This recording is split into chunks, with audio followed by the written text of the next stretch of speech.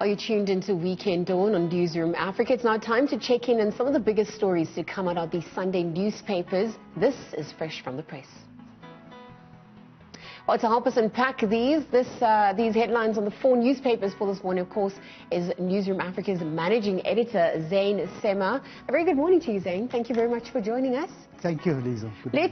Before we look at the headlines on the newspaper front, what does the diary look like for today? How's that going to drive the agenda based on the stories we're covering? Okay, so for today, our newsroom diary is going to be prioritized by a follow-up on yesterday's tragedy and drama that played itself out at the church, at the Pentecostal church in Zierbekom, where 5 people died. Lots of questions that remain.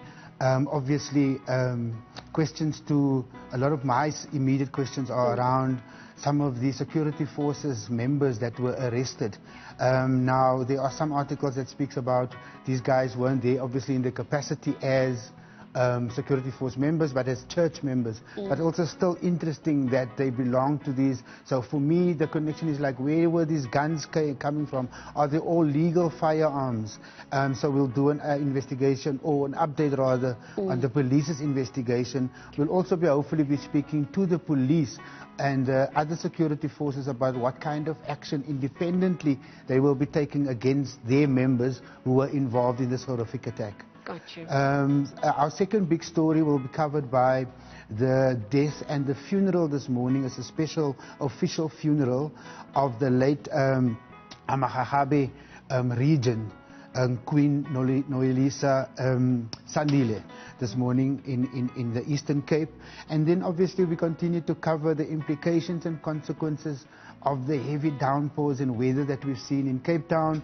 We continue to cover the search for that missing child who fell down a canal in one of the Storm River drains in Cape Town, and unfortunately also a guy who jumped in to try to save her. So we'll bring you an update on that story as well.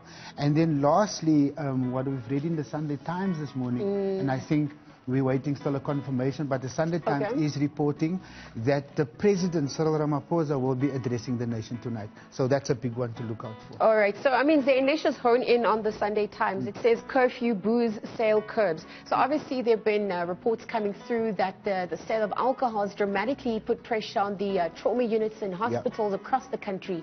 What do you think is set to top the agenda on the President's address, should it be confirmed today? Yeah, I think that and a few other adjustments perhaps might be on the cards. We've seen in the week there's been discussions about a full lockdown back to level 5. I think some of those things were outrightly rejected, but on the cards will remain perhaps not a ban on alcohol sales, but a tightening. So at the moment we have, you can buy alcohol I think from Monday to Friday to Thursday, right? Yes. So I think some of those times might be changed. I think the regulation around a curfew at night, as the Sunday Times reports, something that the DA was heavily against, might be reintroduced, because there is a sense that the level lockdown 3 that we are under at the moment gives the impression to people that compliance is not necessary, that everything is seemingly back to normal, which a lot of scientists and experts agree might be one of the factors behind the recent surge and spike in numbers. And then obviously there's others who are playing devil's advocate, speaking about the economic ramifications. So let's await what the President will be saying tonight.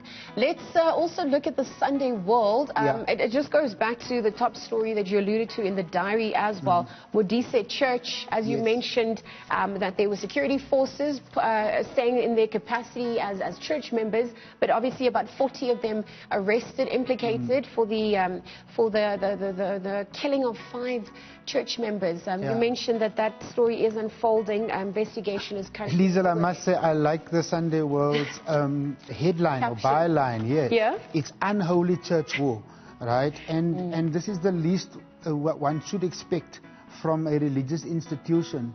And what is quite alarming about the situation, and what we know now, is that obviously the context of this is that the battle is not new, that physical confrontations in fact is not new, that this is something that has been ongoing for a few years already since the original founder of the church. And you must remember, next to the ZCC, this is the second biggest church in South Africa, so lots of money, billions at stake actually. So a lot of talk about how to resolve the ongoing feud between those who are set to be taking over some of the churches, running of the church and so on. But more importantly, I think the over 2 billion revenue that the church generates. All right, Zain, I'm going to just also move on to the city press.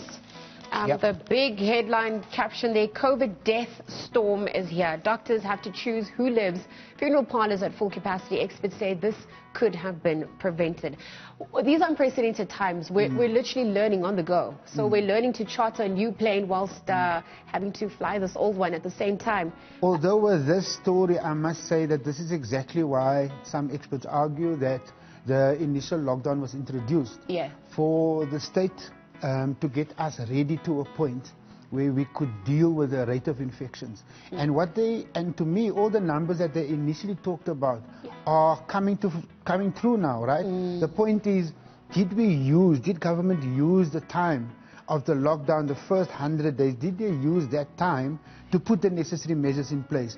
And from some of these articles and from some of the reports that we're having on the ground, the amount of hospitals that are not coping, the fact that the MEC for Health, Bandile Masuku, announced that Gauteng by Monday will be needing more than 800 beds, is an example of the kind of preparation, perhaps, or lack thereof, that government has done in the preceding 3 months. Because, in a sense, everybody's warned already about the fact that we were going to get here.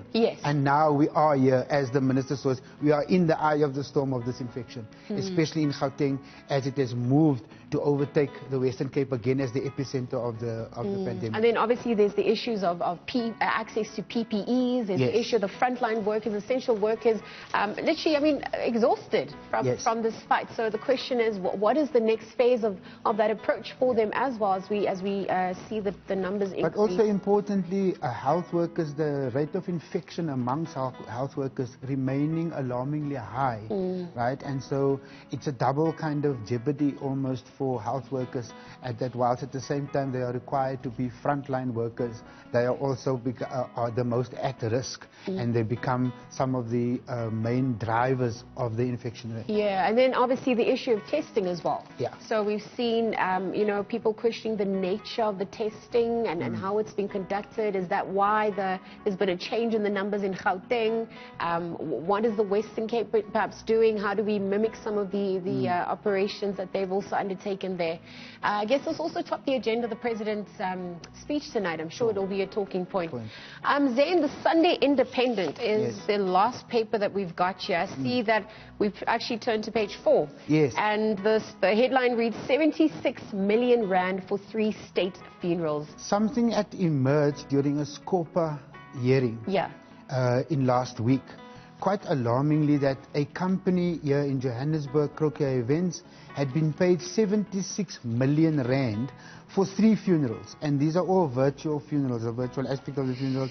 And so Public Works is now investigating, Scopa is investigating a story that I think is going to make quite big headlines. And then just something that I've also wanted to touch on, because of the importance of the AG's report, Liesel, is on page 2 of the City Press, right? And here they speak about Umfuleni officials implicated in 870 million rand looting spree. And I think what is happening also is that we are seeing a lot more of this. And if one takes this in conjunction with the AG's report, and one of the things that stands out from the AG's report for me is that the AG reported, in fact, that very little was done by the municipalities to try and correct or to some of the accounting malpractices, but more than that, that very little had been done with the previous round of of cases that had been highlighted for as corrupt, that had been highlighted to come. Zain Semaar, thank you very much for joining us, of course, giving us Newzroom Afrika's diary as well as the headlines on the newspaper front. Newzroom Afrika's managing editor, Zain Semaar.